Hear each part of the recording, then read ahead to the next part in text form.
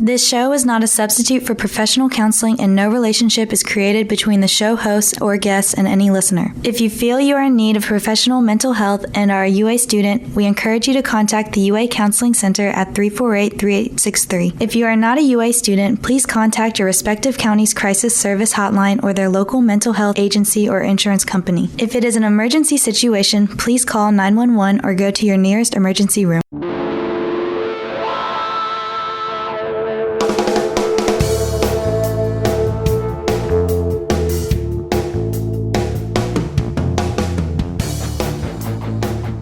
It's 6 o'clock and time again for Brain Matters, the official radio show of the UA Counseling Center. We are broadcasting from the campus of the University of Alabama. Good evening. My name is Dr. B.J. Guenther, and I'm the host of the show, along with my colleague and producer, Catherine Howell, who is out sick tonight. Hope she gets better. In case you don't know, this show is about mental and physical health issues that affect college students, and in particular, UA students. And you can listen to us each Tuesday night at 6 p.m. on 90.7 FM, or you can listen online at wvuafm.ua.edu. You can also download the MyTuner radio app and type in WVUA FM 90.7 and listen to the program that way live.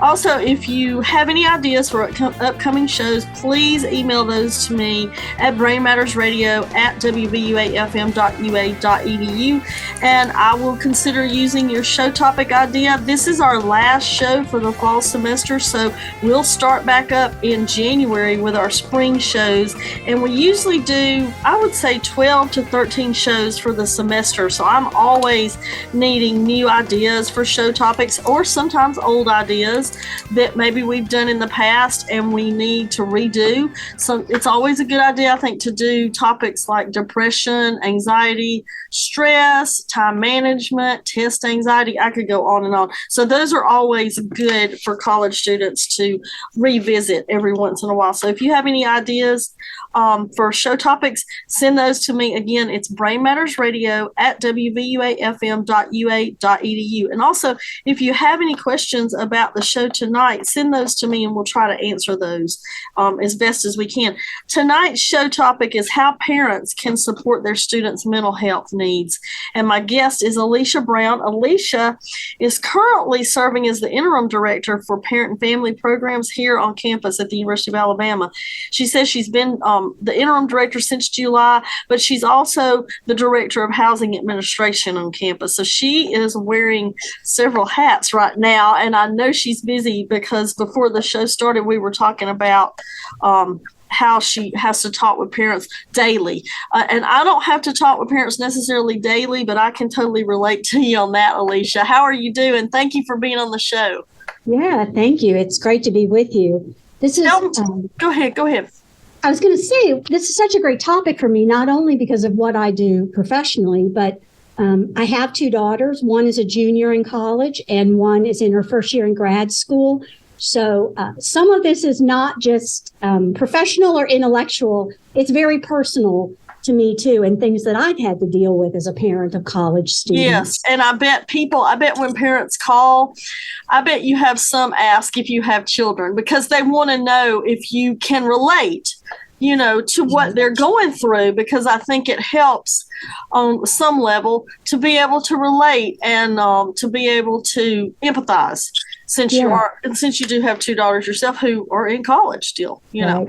I get asked a lot, and honestly, if I'm not asked, I often go ahead and share that because I do think that gives a certain credibility, or at least a knowledge that I have been there, and many of the issues parents raise to me are things I've dealt with too.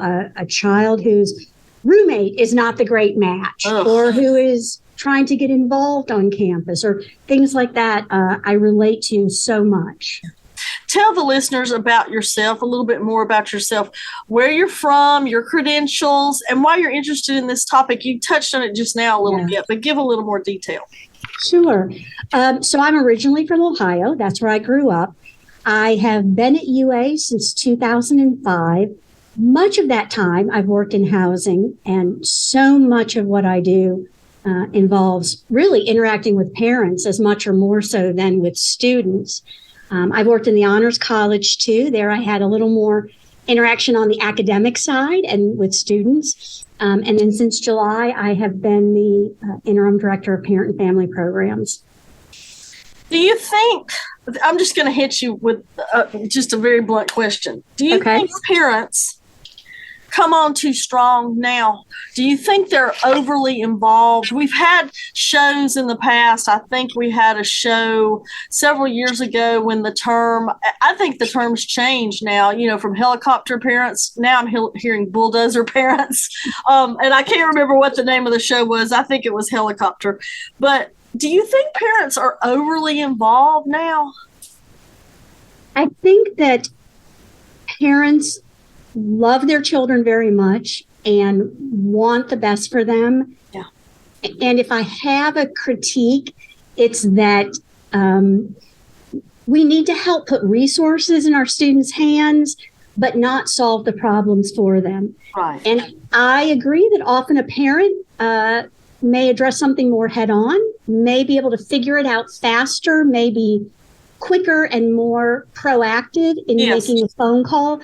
But that doesn't set our students up for success. So what I always say when a parent calls me and wants to talk, just for example, about doing a room change in housing, then what I will say is I would love to talk with your student, and I'll give them a call because they need to understand the process and to think through the potential options. It's really not a conversation for the parent to have.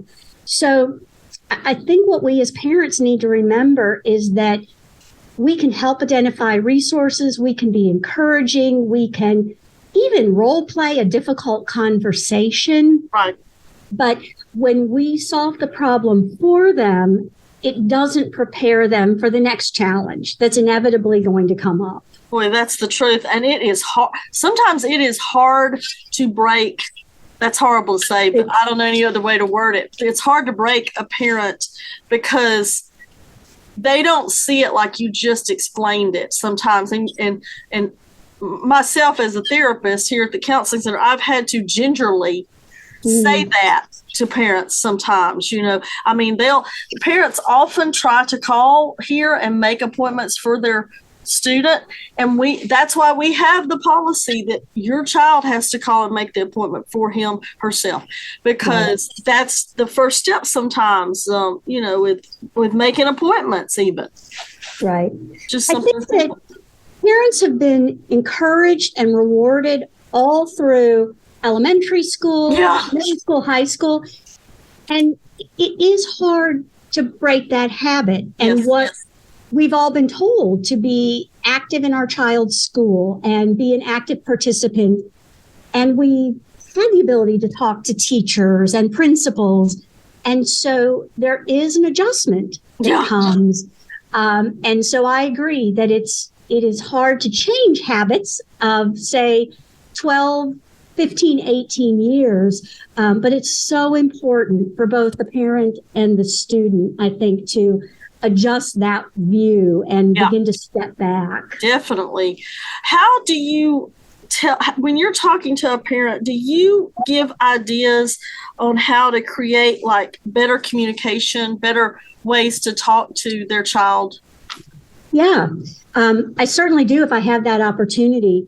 And that can involve sometimes scheduling time to talk. That's something I talk about a lot to parents before their students' freshman year, is talk about expectations. Are you going to talk once a week, which is probably rare? Are you going to talk daily? How do you want to communicate? Do you want a daily text? Do you want to schedule phone time? Because I think knowing when to expect to talk can be really helpful to have that reliable time. So that's one thing that I really urge families to do, especially prior to freshman year, is think about how often you want to talk, when you're going to do it, in what way you're going to do it, and set those expectations in common. Yeah. What percentage, I guess, of time that you speak with parents is talking about any mental health issues? That's interesting. That has grown and grown and grown. Yep. When I started at UA, that would have been an unusual conversation. It would have stood out to me. Now, as I mentioned to you before we started, I've had 2 conversations in the last week with parents whose students are having serious mental health issues right now.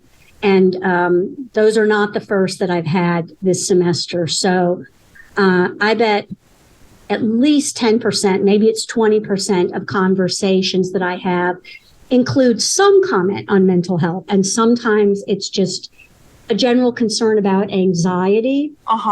Sometimes it's a very serious concern, and parents are trying to decide whether their student can finish the year or can finish the semester. And that involves so many consequences, of course, college credit and the money they've spent, and how they're going to recover from, say, a lost semester. So it's just become a much more common thing for students, I think, to come in with some sort of mental health issues of varying severity. And that is something that I end up talking to parents about. What do students come and talk to you first, or is it really the Office of Parent and Family Programs? It's really more for parents, right? And what kinds of issues for listeners? What kinds of issues? Why would somebody call your office? I'll say it like that. Sure. Parent and Family Programs has a parent helpline, and that is to be a resource for anything. It might be a question about finding an airport shuttle because there's students going to the airport to fly home. We had a long conversation with a parent last week who had questions about housing. Their students are freshmen, and if they were going to move off campus, what were the resources to look for housing? We get a lot of questions about FERPA and what is it? So it's really anything from very mundane and practical to more serious concerns. But a lot of the time, what we're trying to be for parents is a resource, like parents are for their students. So if a parent just doesn't know where to start, how do I find out XYZ? We can give them the phone number, the website, the office. That may not always be intuitive. What Student Account Services does, or other names of offices that make sense to us, maybe not to a parent. So we're a resource to, if we don't know the answer to a question, to point you in the right direction, we hope. You'll find out, hopefully. Right. You know, I know students, and you do too, overschedule and don't do a good job of time management. That's a big thing. I think that's a big contributor to the mental health issues sometimes for some students, and definitely for anxiety. But I have talked to parents who don't really understand that. They don't really understand, either they have not attended college themselves, so they don't understand the demand and what the atmosphere and the pressure that students feel. So they don't really appreciate a downtime, and that students sometimes, I have a lot of students who are really, I would label them as perfectionists, and they have a really hard time with relaxing and just scheduling times to where they just don't really do anything and have fun. So how do you encourage a parent to go along with that and it not be, they're not doing, their child's not doing anything, or they're lazy, or, what I mean, or they're, they need to be working on this when really they are working on a lot, and they're trying to manage and juggle a lot of different things. Right. No, I completely agree with you.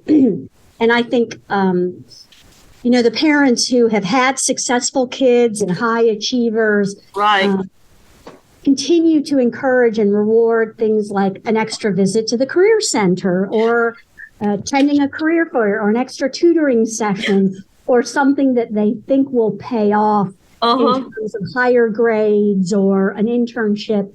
And the truth is, exercise and sleep and relaxation are going to pay off just as much. And I think we as parents need to praise just as much a student who attends a yoga class as a student who attends an interest session about study abroad. I know. Yes. That's really important. And we can help set the tone when we say, I think that's awesome that you went to the rec center, and tell me about that Pilates class, or, have you checked out UREC's intramural teams, things like that, because that's about physical health, that's about mental health, and those are the basis for academic success, right? I think right. I mean, and sometimes you have parents who, I have students tell me, and they say it just like this: my parents don't believe in mental health.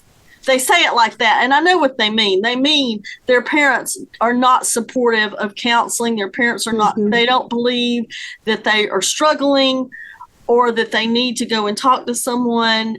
And, it's taken a lot for that student to come here to the counseling center, and sometimes it's in secret, and their parents never know. How do you talk to parents? Have you had to have that conversation about accepting that this is a mental health issue, and there is help and they can go and get help? It's not a weakness or anything like that. Have you had to talk with parents about communication, basically?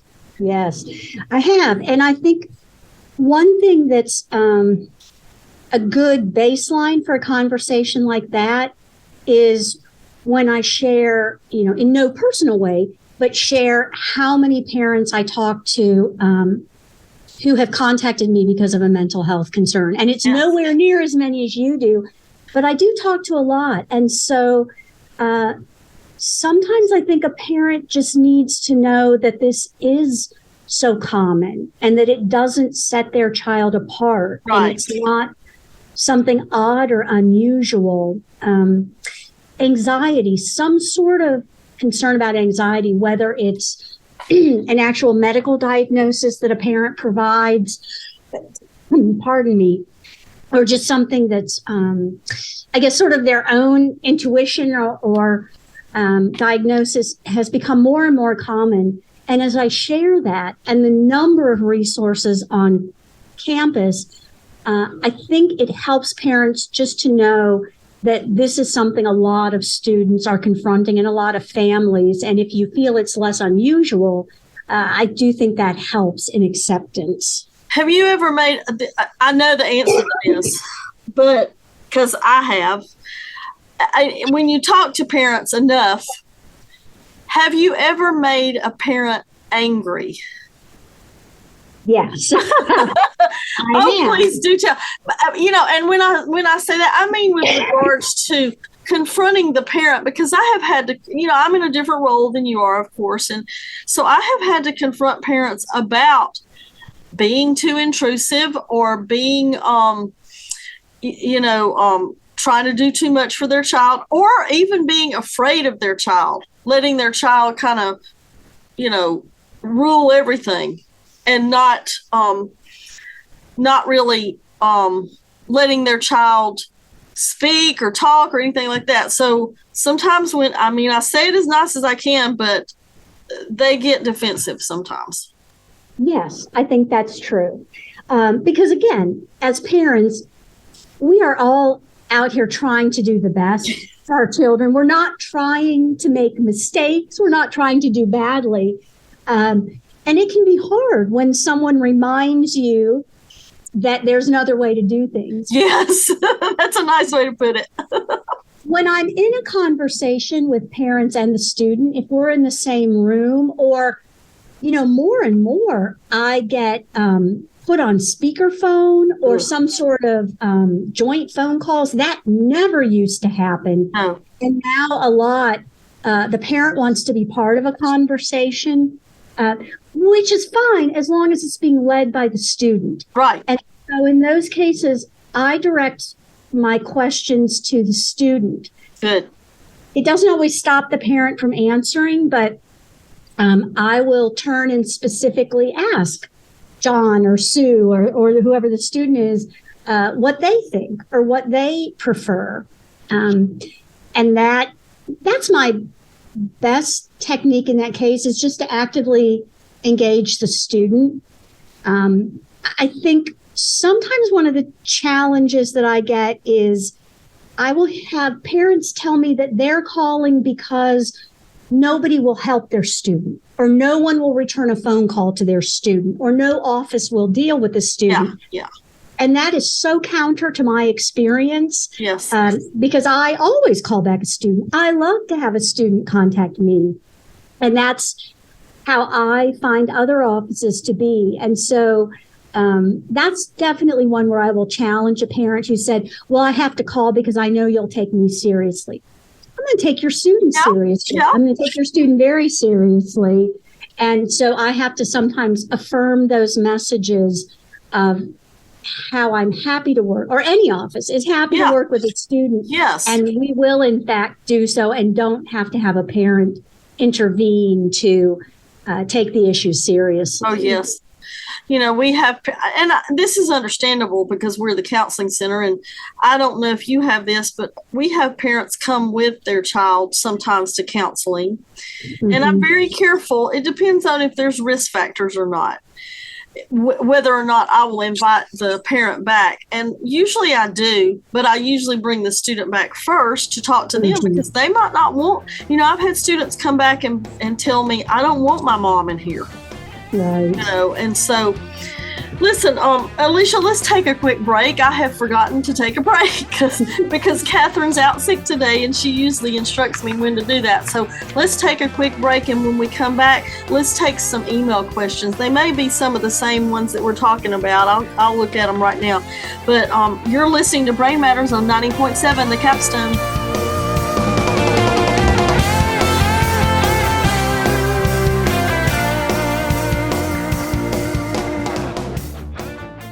WVUA-FM, Tuscaloosa. This show is not a substitute for professional counseling, and no relationship is created between the show host or guests and any listener. If you feel you are in need of professional mental health and are a UA student, we encourage you to contact the UA Counseling Center at 348-3863. If you are not a UA student, please contact your respective county's crisis service hotline or their local mental health agency or insurance company. If it is an emergency situation, please call 911 or go to your nearest emergency room.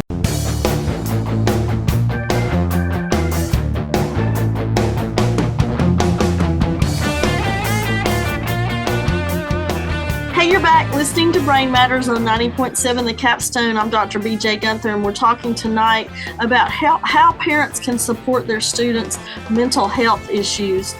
And my guest is Alicia Browne. Alicia is the Interim Director for Family and Parent Program. Is it Parent and I got that backwards. Parent and Family Programs, but she's also the Director of Housing Administration. So you are very busy. I don't know how you juggle it all. You are talking to a lot of people probably all day long, parents and students who are enrolled, and maybe even students. Do you ever talk to students who are not here yet, but they are anticipating coming, you know, like in the fall of 2023? Often. That is, I actually may talk to prospective students even more than current students. Wow. Had no idea. Yeah, it's because there are so many concerns, and some of them relate directly to some of our topics. I work with students who are seeking approval for an emotional support animal. So when there are questions about that, yes, I talk to a lot of students. I, in my housing role, talk to a lot of students about roommates, and that can be concern about roommates, how to find a roommate, if they don't like their roommate. So that leads from before they get here until they're here. So lots of issues that come up even before a student is here. And the same with parents. They're so concerned about a good living situation, a good roommate situation. Safety too. Safety is huge.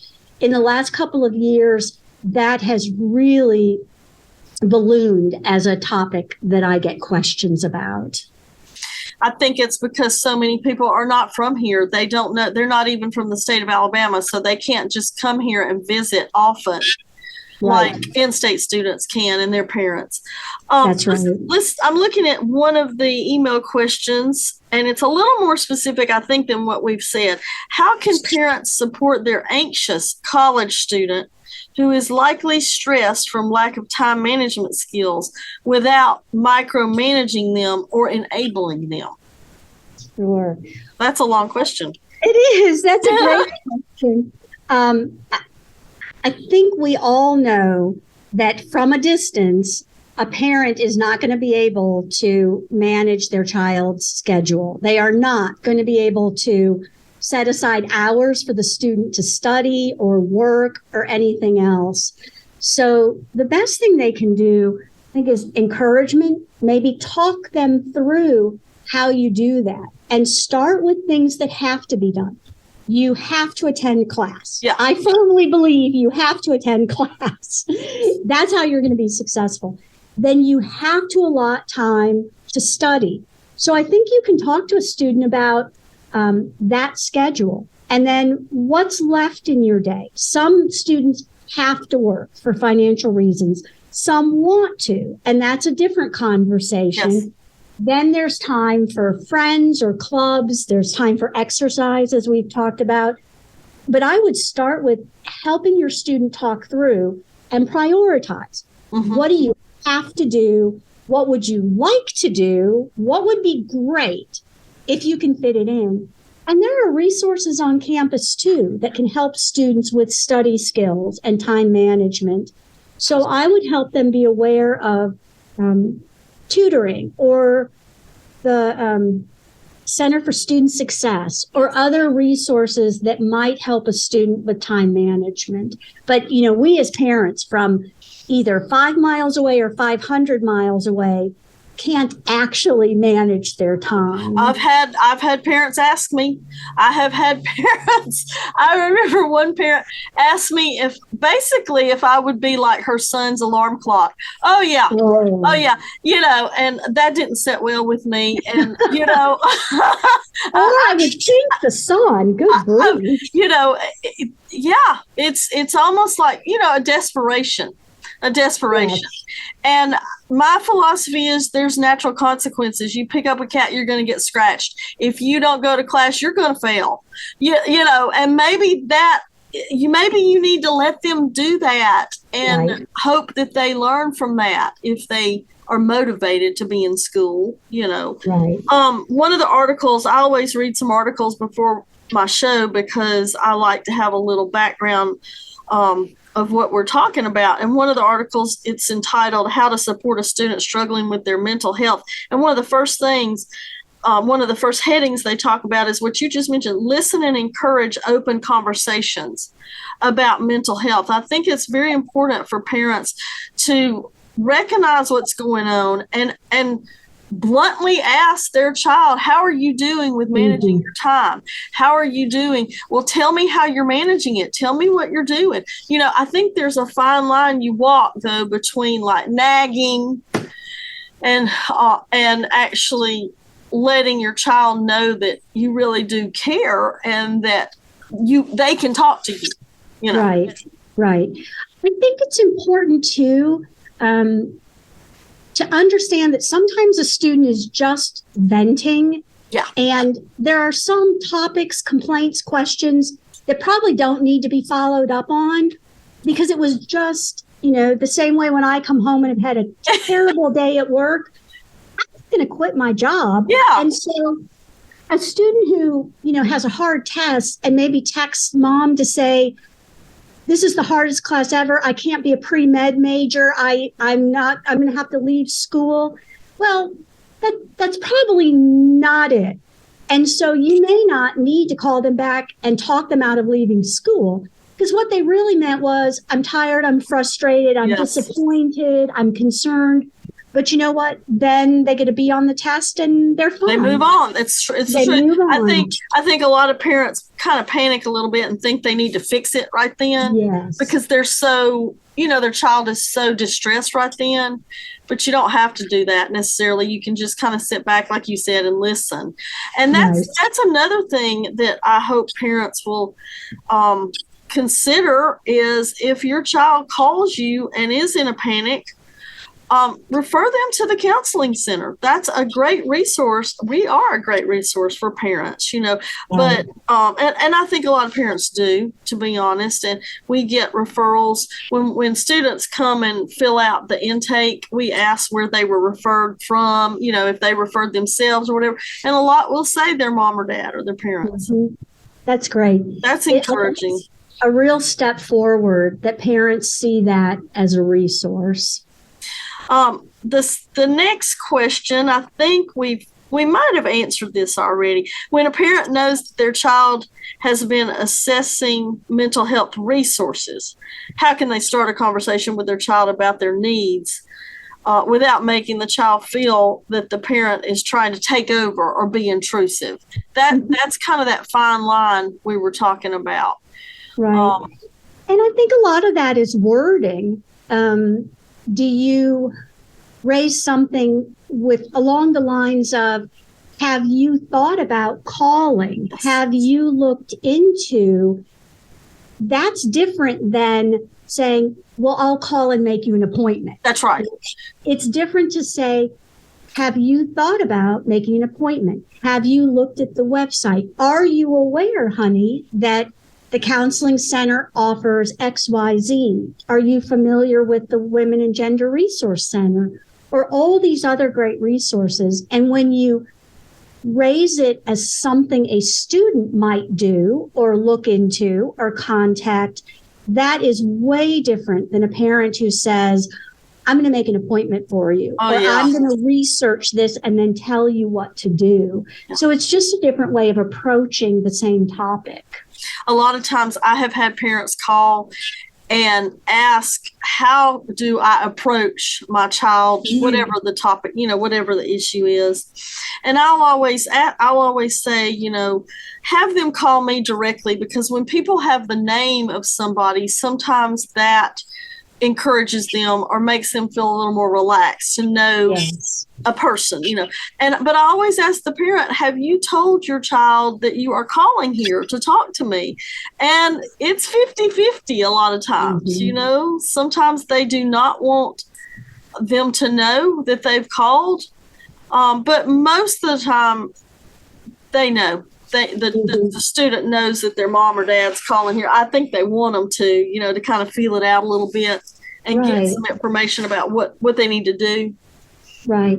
I would certainly hope parents are talking to them about that, because it shouldn't be secretive or something that should be kept under wraps. It should be talked about, just like if my daughter had a toothache, then I would talk about how to find a dentist. Yeah. And it's not something to be ashamed of. It's the same kind of thing. There's still that stigma. Yes. For some families and for some cultures, there's still that stigma. How can parents help? You said you talk to a lot of parents and students before they even get here. How can parents help prepare their student for the stress of college before they even get here? Yeah, I think for some families, there's a really idealized version of what college is going to be, right? Yeah. All sorts of best friends and homecoming queen and dean's list and all these fun times when sometimes parents talk about college as the best time of their life.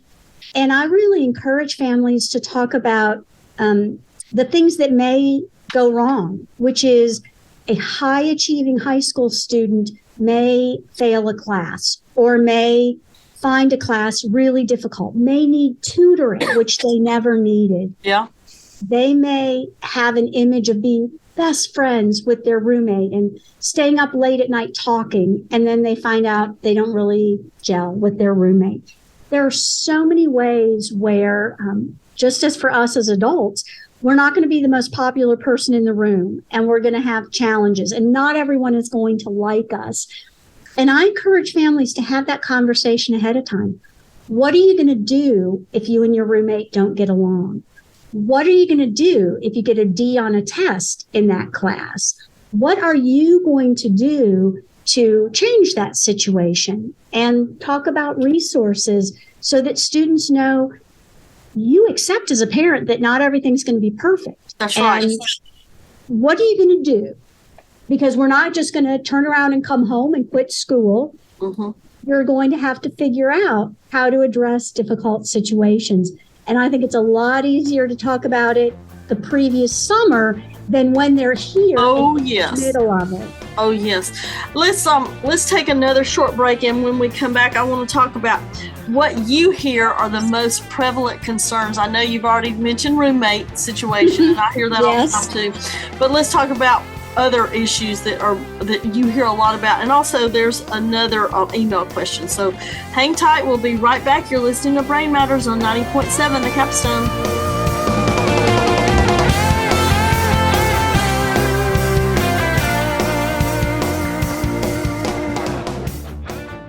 WVUA-FM, Tuscaloosa. This show is not a substitute for professional counseling, and no relationship is created between the show host or guests and any listener. If you feel you are in need of professional mental health and are a UA student, we encourage you to contact the UA Counseling Center at 348-3863. If you are not a UA student, please contact your respective county's crisis service hotline or their local mental health agency or insurance company. If it is an emergency situation, please call 911 or go to your nearest emergency room.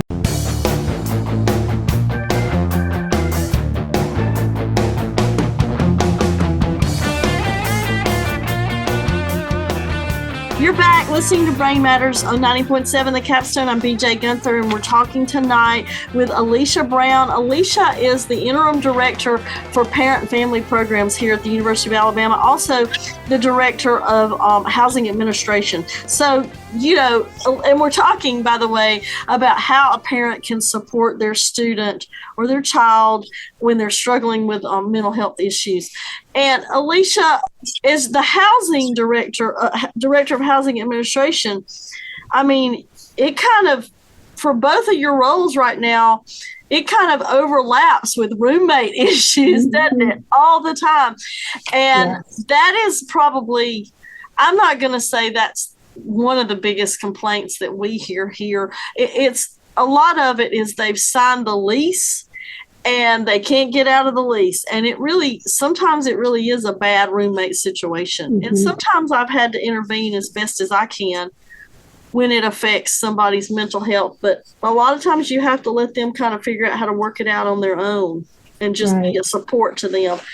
What are some other, more prevalent concerns, mental health or otherwise, that you hear from parents? We hear a lot of concern from parents about students not getting involved. And so that's particularly prevalent freshman year. They haven't made friends. They haven't found their place. They haven't fit in. They go to meals alone. They're sitting in their room at night alone.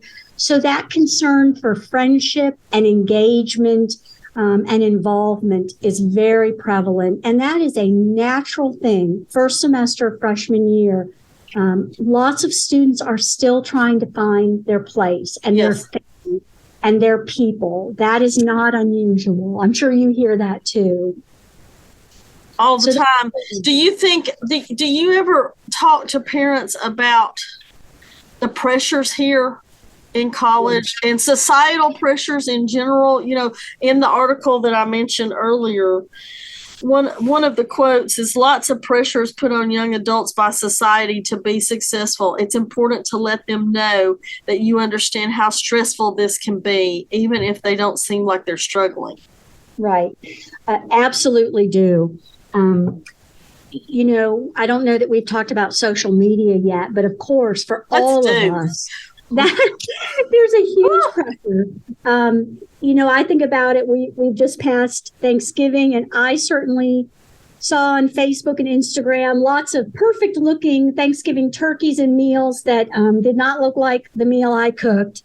And that's just one small example of where social media, I think we know, is often an idealized version of life. Yes. And so the students who are putting on Instagram their, perfect date, their perfect football game, their perfect outfit, that's not everyday life. And it can be really important to talk to students about not comparing themselves to that idealized version of college life that they're hearing about or that they're seeing on social media. and helping them to accept that may not be their life day in and day out. And every outfit is not the perfect outfit. And every hairstyle is not the perfect one. And every date and party is not going to be perfect either. No, I think, with the kids here now and for a while, it's all they've known. They have not ever known a world without social media. So, Right. And the parents have. Right. Fortunately, we haven't gotten to that place where the parents only know social media. That's scary right now. But, so they can kind of give an idea of life without social media, which they just, students just look at me like I have lobsters crawling out of my ears when I say stuff like Right. I'm 100 years old. Right. Oh, the last email question, we've already talked about intrusive or helicopter parents, but Yes. how do you talk to students about setting boundaries? Do you ever do that? Do you ever talk to students who have overbearing parents and they don't know what to do about it? Yeah, that comes up sometimes. I have had parents contact me about what they perceive to be a roommate issue, or they will call me and say, my daughter absolutely has to do a room change. And then I'll contact the student and she's like, no, I'm fine. Yes. I'm good. I have done that too. Yeah, there's different expectations from the student and the parent. And I can only encourage, that the student do what they think is right. So because mom thinks you need to do a room change doesn't mean you have to, but you also need to speak up. And if you want to talk about the steps you're taking or how you're trying to improve that roommate relationship or how you're coping in what maybe a couple weeks ago you told your mom was the end of the world. And now you're like, actually, I'm figuring it out. Yeah. But you need to articulate that as the student, as the one most involved in this situation. And again, so much comes down to communication, right? For all of us, we have to be able to tell our parents, our student, our friend, our roommate, things that are concerning us and do it not by text or Post-it note or Snapchat or anything, but just in a conversation. A lot of times students will say, I talked to my mom or this, that, and I'll have to clarify, okay, now was this via text? Mm-hmm. Was this via email? Or was this literally on the phone or FaceTime or, Right. because Right. it's very important sometimes the way they are talking to each other. Right. Because it can be miscommunicated. Yeah. What about, if a parent, we have so many parents who live so far away. And sometimes when we've had students at risk here at the counseling center and their parents are so far away, they can't just hop on a plane and get here or drive here necessarily. What's the best way for parents to help themselves in order to be there for their student when they're worried about them? Right. That's a hard question. And I understand that because I have been far away from my student too. I think parents need to remember that many of the things that are valuable for students and their mental health are valuable for us as parents. And that includes exercise and enough sleep and open communication. And I think it's reasonable for parents to set some expectations of what and when they need to hear from a student to not let their anxiety as parents go through the roof. Yeah. So it's the same as if my daughter's on a long drive and I insist she let me know when she gets there. Yeah. I don't need a message at every rest area and bathroom break, but I need to know that she got there. So if you've had issues with your student, then there may be a reasonable expectation that they let you know they got up every morning, or they just check in before going to bed, or you insist on a check-in every couple of days. If you've been concerned, then you can set expectations that let me know you got up. Yeah. Let me know you've eaten. Those sorts of things that reassure you as a parent. And, I will say we in housing will and are happy to do wellness checks. Now, Sometimes I've literally heard from a parent who says, I need someone to check on my student because I haven't heard from them in a few hours. Oh, yeah. No, it's happened here. I think that's excessive, but there are certainly situations when you've had a concerning message from a student. It makes sense. Yes. And you do need someone to check on them. And I think that's very reasonable. He hasn't called me this morning, and he usually does. Oh, my gosh. God. Not be the reason for a wellness. He may not want to call you. Yeah. Yeah. But I do think for students, it's reasonable to expect them to do some things to relieve a parent's anxiety. Yeah. And you should have that conversation. Well, a lot of my students do the 360, Life 360. For whatever you think about that, a lot of my students will say, we're on Life 360, and they really don't have a problem with it. Sometimes they have to set boundaries with their parents, but I think for both parties, it gives a little bit of relief, or a little bit of help in the way that maybe their mom or dad don't panic as much. We're going to take another break, and then we'll come back and hopefully talk about some resources. So we'll be right back. You're listening to Brain Matters.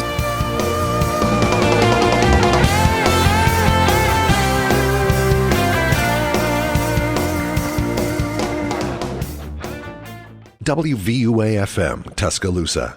This show is not a substitute for professional counseling, and no relationship is created between the show host or guests and any listener. If you feel you are in need of professional mental health and are a UA student, we encourage you to contact the UA Counseling Center at 348-3863. If you are not a UA student, please contact your respective county's crisis service hotline or their local mental health agency or insurance company. If it is an emergency situation, please call 911 or go to your nearest emergency room.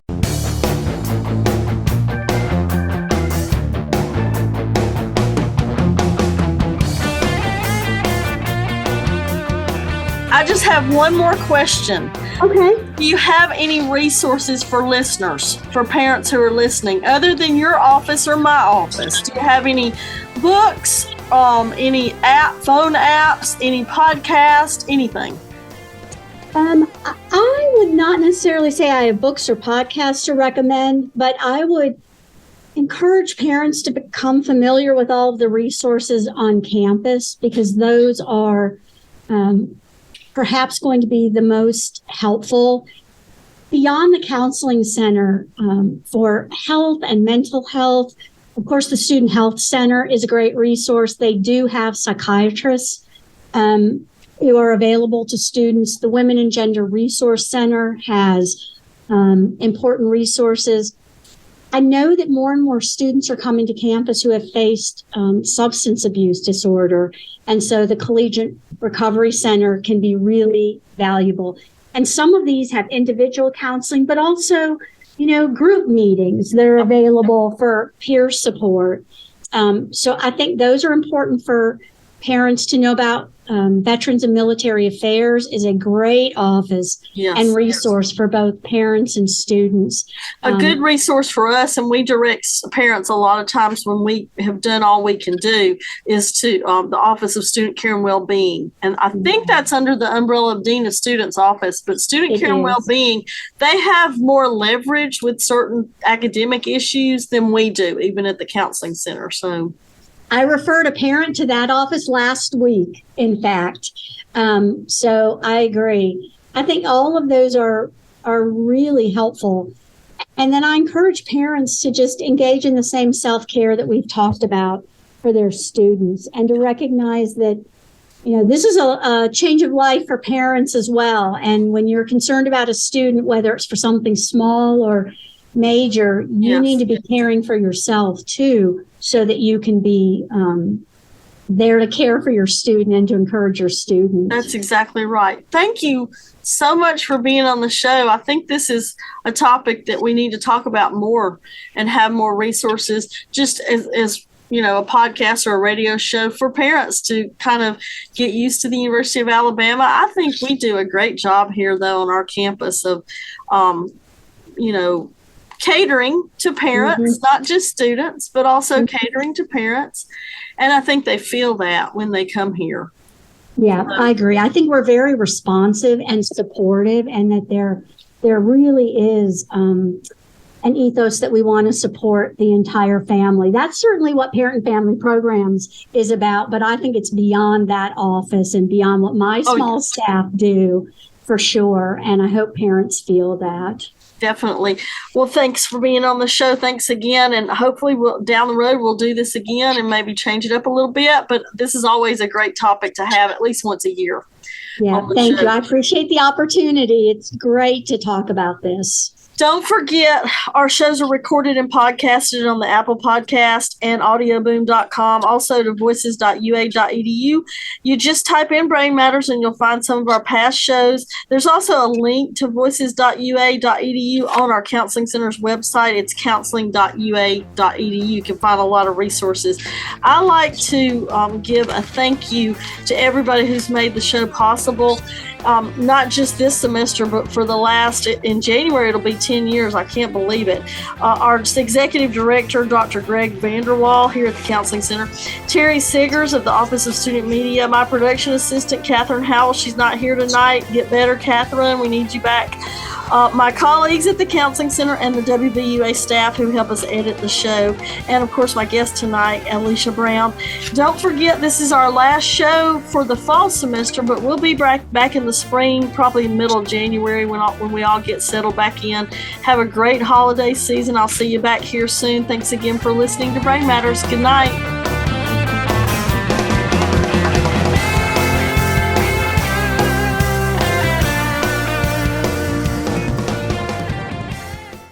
This show is not intended as a substitute for professional counseling. Further, the views, opinions, and conclusions expressed by the show hosts or their guests are their own and not necessarily those of the University of Alabama, its officers, or trustees. Any views, opinions, or conclusions shared on the show do not create a relationship between the host or any guest and any listener, and such a relationship should never be inferred. If you feel you're in need of professional mental health and are a UA student, please contact the UA Counseling Center at 348-3863. If you are not a UA student, please contact your respective county's crisis service hotline or their local mental health agency or insurance company.